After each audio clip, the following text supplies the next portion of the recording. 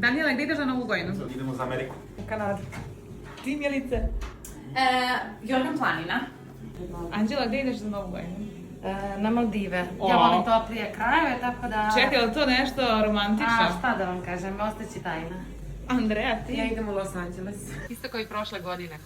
Idem na Kopaonik sa porodicom. Samo skupo? Skijanje. Skijanje, bravo. Da. Miloše, ti? O, neka kućna žurka je u pitanju. Možemo i mi. Naravno. Miloš plus 9. Mene samo matineji zanimaju. Znači ja sam od 1 do sutra ujutru jedan na matineji. Ja ću isto u krug porodice, kućki najvjerovatnije. Lipo. Gdje ćete za Novaka? Kuća. U Italiju. Kod kućnje sa bebom. Na Sejšele. Šta ti rekla? Ima se, može se. Frajeri, loži se. Ne znam, roko s dečkom, negde na ručak. Crnu Goru. Nac Perić. Da. Ja idem u Atinu. U Dubaj. Kući. Aj, kako da ne? Idem na žurku. Japan. Tokio.